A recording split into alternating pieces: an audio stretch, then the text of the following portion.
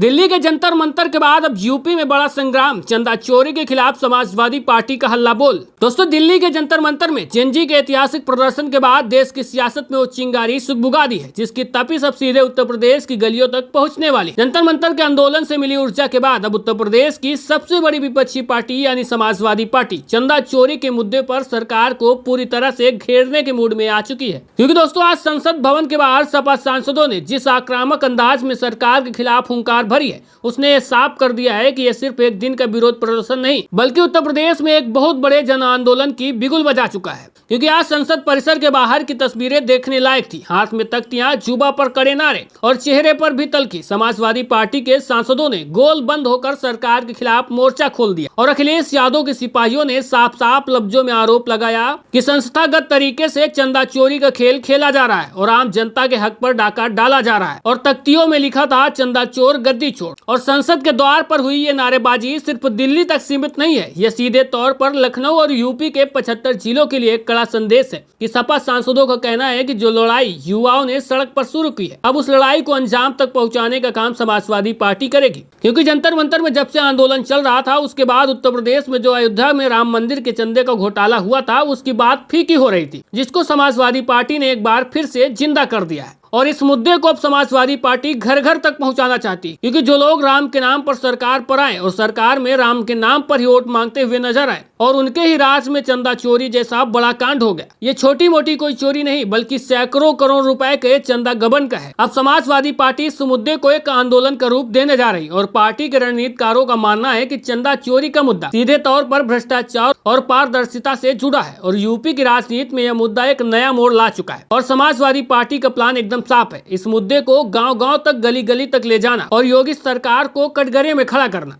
तो वहीं उत्तर प्रदेश की राजनीति को करीब से जानने वाले लोग समझते भी हैं कि जब समाजवादी पार्टी सड़कों पर उतरती है तो सूबे का सियासी तापमान अपने आप में बढ़ जाता है। और चंदा चोरी के खिलाफ शुरू हो रहा संभावित आंदोलन सिर्फ एक बयानबाजी नहीं है बल्कि इसके पीछे एक ठोस रणनीति भी तैयार की जा रही, जिसे जिला मुख्यालयों से लेकर तहसील स्तर तक विरोध प्रदर्शन की रूपरेखा तैयार की जा रही। और समाजवादी पार्टी का सीधा आरोप है कि एक तरफ आम आदमी महंगाई, बेरोजगारी, प्रशासनिक ढिलाई से परेशान है, तो वहीं दूसरी तरफ चंदे के नाम पर जो बड़ा खेल चल रहा है। अब अखिलेश यादव की अगुवाई में सपा इस मुद्दे पर किसी भी तरह की ढील के मूड में नहीं दिख रही और संसद में उठी यह आवाज यूपी के हर चौपाल तक पहुंचाने की तैयारी चल रही है। और ये मामला ऐसा है कि इस पर भारतीय जनता पार्टी पूरी तरह से बैकफुट पर है, क्योंकि इसको समेट भी नहीं पा रही है। जिनके नाम पर राजनीति इन्होंने शुरू की और जिनके नाम पर सरकार में आए, उन्हीं के मंदिर में चंदा चोरी हो जाना कोई छोटी बात नहीं। इस मामले में भारतीय जनता पार्टी की हर जगह थू-थू हो रही है। जो मामला युवाओं के जंतर मंतर में हुए प्रदर्शन के दौरान फीका पड़ने लगा था, उसे समाजवादी पार्टी एक बार फिर से रंगीन बनाने वाली है।